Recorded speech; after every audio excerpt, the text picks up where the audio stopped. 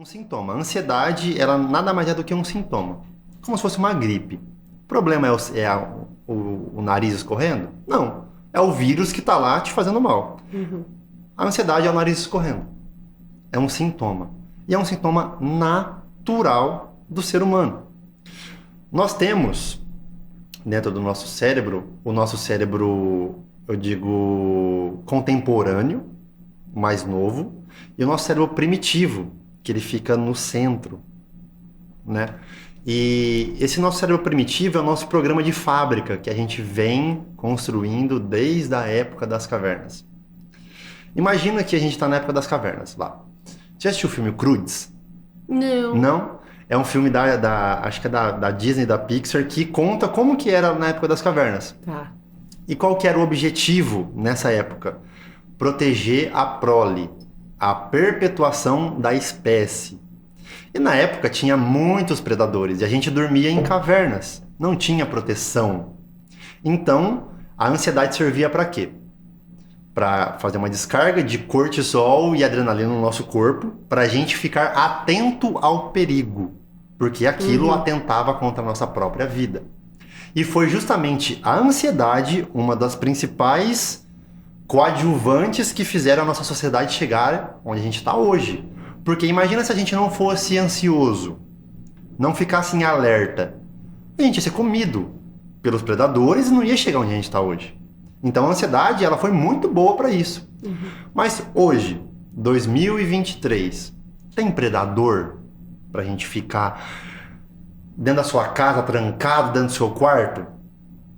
Claro que tem assaltos, tem, Sim, mas não é... mas não é o risco iminente que Exato. nem era na época das cavernas, né? Exatamente, exatamente. Então a ansiedade, ela é um alerta te falando, ó, tem algum perigo aqui? Tem algum perigo? E isso vem desde lá da nossa infância. Desde lá, como o nosso cérebro foi formado, né? E que perigo que é esse? Que perigo que é esse? Perigo tem a ver com dor. O nosso cérebro é programado para evitar dor e buscar prazer. Eu gosto muito de usar para as mães das crianças que eu atendo, quando eu vou tratar elas, não a criança. Eu falo assim, imagina o seu filho. Tem 4 anos de idade. Ele tá andando de bicicleta e cai e rala o joelho. E tá chorando, desesperado com o joelho ralado. Aí você fala assim, filho, vamos cuidar disso? Vem cá. A gente precisa lavar, passar um remédio e fazer um curativo.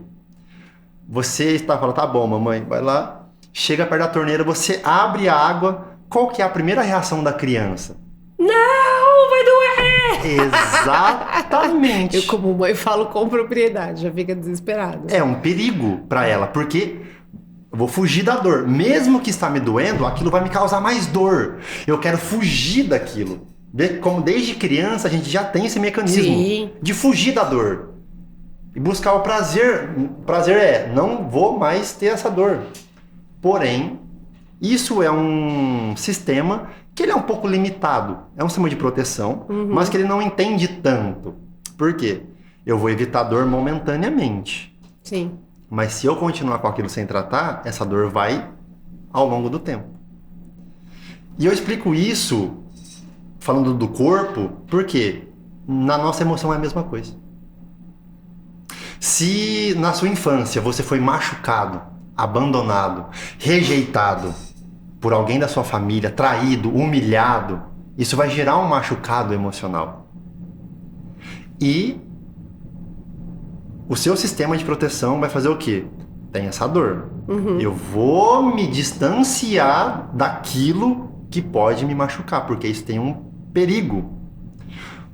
Vamos supor, a criança ela foi rejeitada quando ela era criança. Isso é uma coisa muito comum hoje, porque a maioria das gravidezes não são planejadas. E tudo bem. E quando é descoberta a gravidez, isso tem um impacto. E esse impacto pode, não digo que é uma regra, pode gerar uma rejeição no feto. E isso vai ao longo da vida dele. Eu digo isso porque eu senti isso por parte do meu avô. Eu senti a rejeição do meu avô quando eu estava na barriga da minha mãe. E eu já tratei isso em terapia. E essa rejeição, ela te acompanha ao longo da vida. Vamos supor que você foi rejeitado e chega na sua vida adulta e você arruma uma namorada. Um namorado. E você faz de tudo para agradar ele. Mas você não sabe por que você faz de tudo para agradar ele ou ela. Mas no fundo, é um sintoma para evitar aquela dor. Para fugir daquela dor. Por quê? Se eu agradar ele, ele não vai me rejeitar. É um mecanismo de proteção da sua mente para não tocar naquilo. É a programação que foi feita para evitar dor, né? É a programação que foi feita para evitar dor. Porque se eu não fizer e agradar e ele me rejeitar, eu vou acessar aquela dor. Lembra da criança na torneira? Se eu não agradar, a água vai cair e vai me doer. E eu passei por uma questão de abandono. No começo eu falei sobre o paterno. E isso gerou uma coisa muito doida. Que eu descobri no meu aniversário esse ano. Eu lembro que eu tava assistindo uma série chamada The Office. Não sei se você já viu. Não. Eu tô na patrulha... A minha vida é patrulha canina.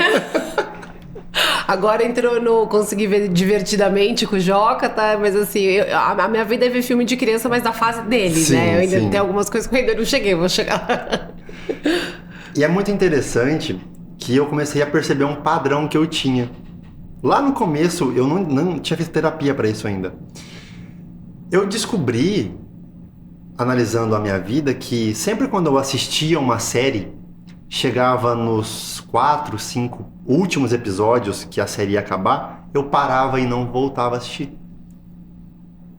Quando eu comprava alguma coisa para minha casa, por exemplo, um suco, que eu gostava muito, e faltava isso aqui para terminar, eu deixava ele na geladeira e nunca mais tomava ele.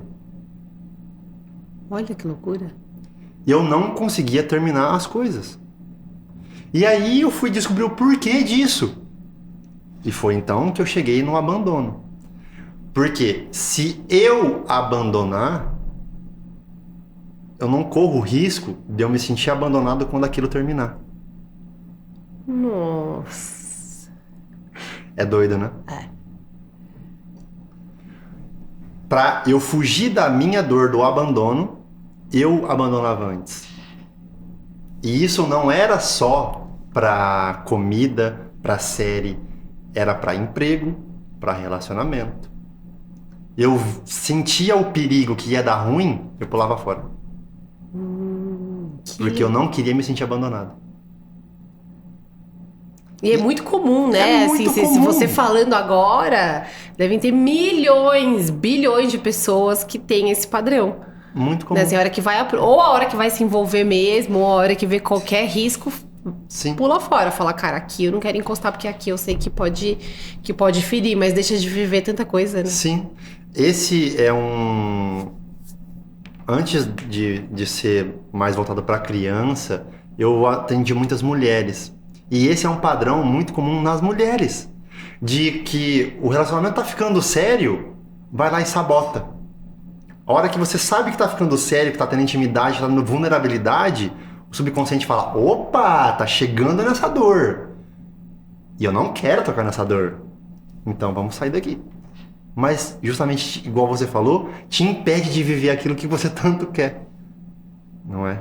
É porque as raízes, principalmente em relacionamentos, né, assim, elas vão ficando, elas vão se aprofundando conforme você se relaciona, Sim. né? Se você não deixa ir pra frente, né, o negócio avançar, obviamente, você não cria raiz com nada, né? E como você faz uma coisa, você faz todas as outras, né? Essa é uma frase muito poderosa. Como você faz uma coisa, você faz todas as outras coisas.